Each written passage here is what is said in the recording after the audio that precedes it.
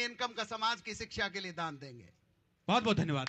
और कहना चाहूंगा कि सारी धरा भी साथ दे तो बात और है, पर तुम जरा भी साथ दो तो बात और है।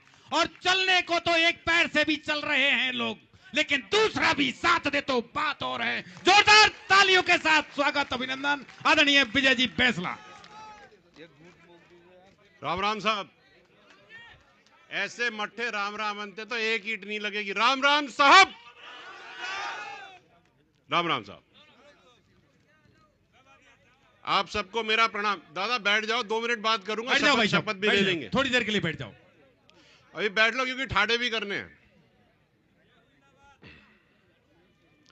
सबसे पहले माननीय सम्माननीय घर के सदस्य, हम सबके लाडले प्यारे सचिन जी पायलट को प्रणाम।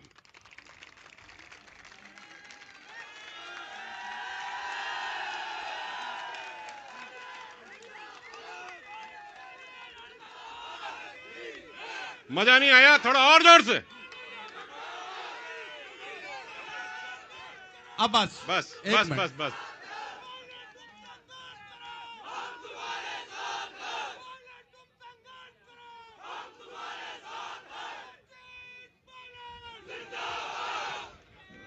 भैया हम भी साथ ही है, चिंता ही मत करो। बहुत अच्छा, बहुत अच्छा।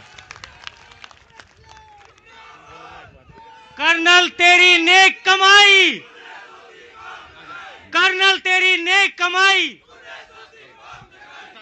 अच्छा, माननीय कृष्णपाल जी को प्रणाम।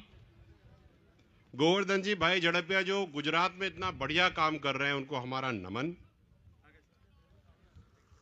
हमारे पूजनीय, और उन्होंने इतना बढ़िया कार्यक्रम किया था थोड़े दिन पहले बड़ौली पलवल में,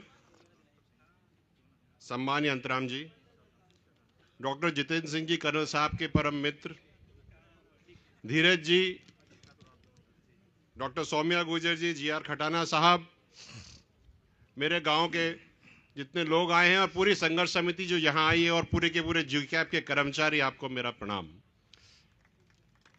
मैं ज्यादा समय नहीं लूंगा, लेकिन शुरुआत तो वहां से करूंगा जहां से शुरुआत हुई। और जो शुरुआत हुई उसके लिए हम थोड़ा खड़े हो जाएं, हमारे 73 शहीदों को नमन करें जहां से शुरुआत हुई। साहब, हम आधी मिनट का मौन रखेंगे।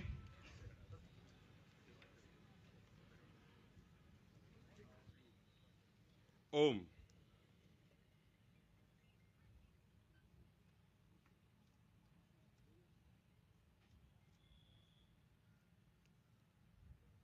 ओम शांति। बिराजिए साहब।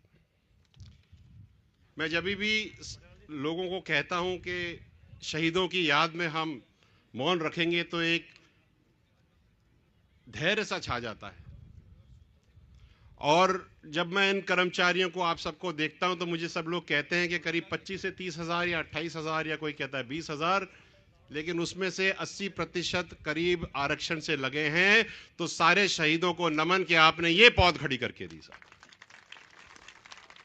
पूरे राजस्थान के आसपास के सारे गुर्जर समाज को हाथ जोड़ करबद्ध नमन है कि आपने संघर्ष किया और ये खड़ा किया। मेरे पास बहुत सारी बातें हैं करने के लिए, लेकिन एक बात मैं शुरुआत में करना चाहूंगा। शुरुआती जात और शुरुआती बात, मैं नमन करना चाहूंगा स्वर्गीय राजेश पायलट जी को, जिन्होंने राजनीति की अलख गुर्जर समाज में जगाई। अगर आज उन्होंने इस तरह से ये अलख नहीं जगाई होती तो ये सब यहां नहीं होता। मैं ठोक के कह सकता हूं इस बात को। और मैं नमन करता हूं कर्नल किरोड़ी सिंह बैंसला जी को, जो नौकरी करने के बाद समाज सेवा में लगे, आरक्षण की लड़ाई लड़ी, सब लोगों ने मिलकर के आपको खड़ा करके दिया, तो उनको भी नमन।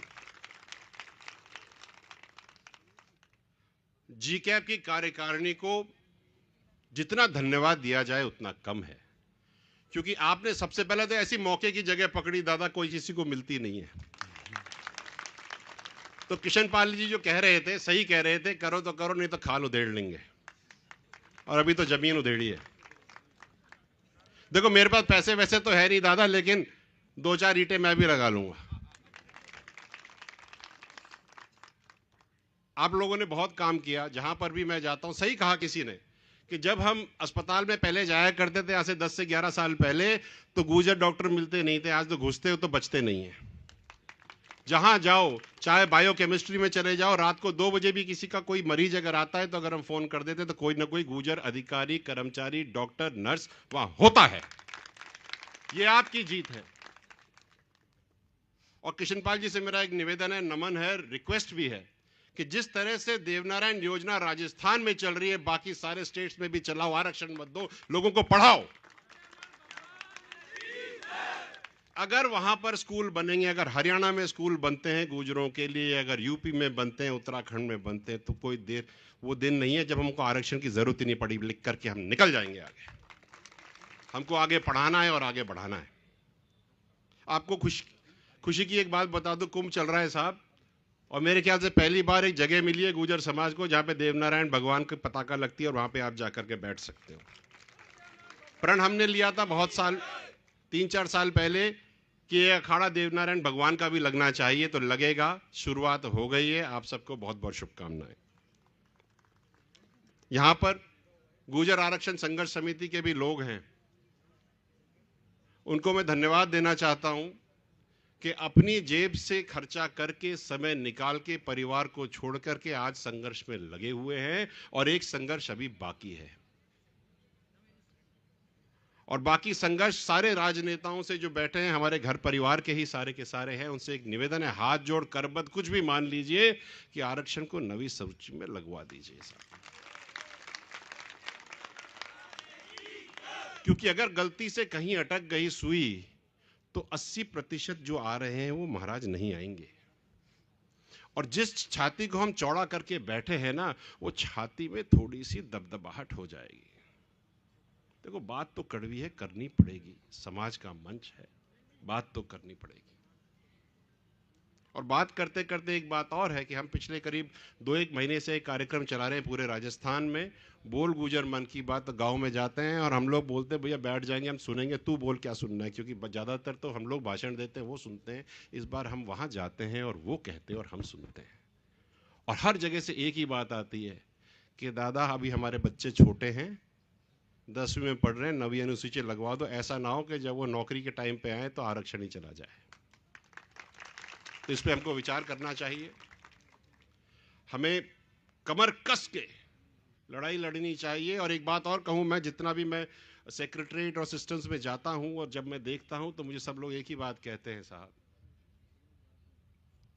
कि बहुत दिक्कत हो रही है नौकरी करने में।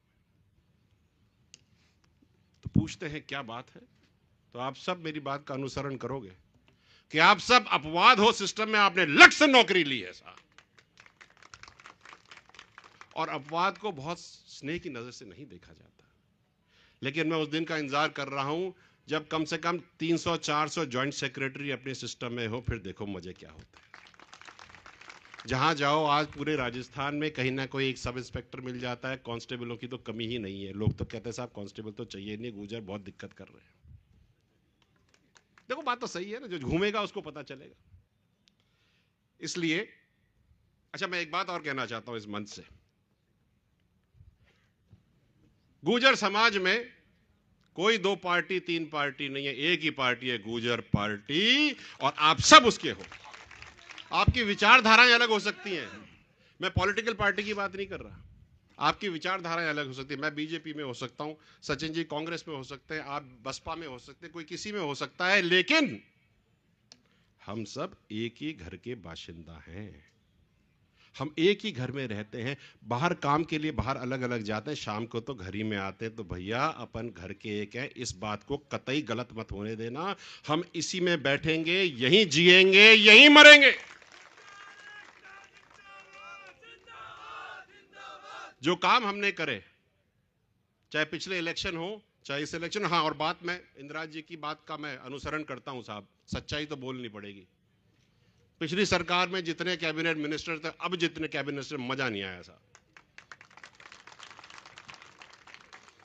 क्योंकि बात तो सच है, कड़वी है, कहनी पड़ेगी, तो कुछ तो करना पड़ेगा। और किशनपाल जी ने तो कह ही दिया है ना, ऐसे नहीं तो वैसे लेना तो पड़ेगा साहब।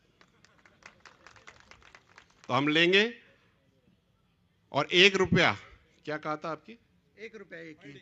1 रुपया पर डे, जैसे रूप सिंह जी ने कहा है और कर्नल साहब ने कहा है, वो करें और इस पूरे सिस्टम को आगे बढ़ाएं। ये बिल्डिंग इतनी भव्य बने, इतनी ऊंची बने कि इसके ऊपर लाल बत्ती लगे और हवाई जहाज बोले यहां नहीं जाना, गुजरों की बिल्डिंग है। बोलो देवनारायण भगवान की जय। बहुत बहुत धन्यवाद, thank you so much, wish you all the very best.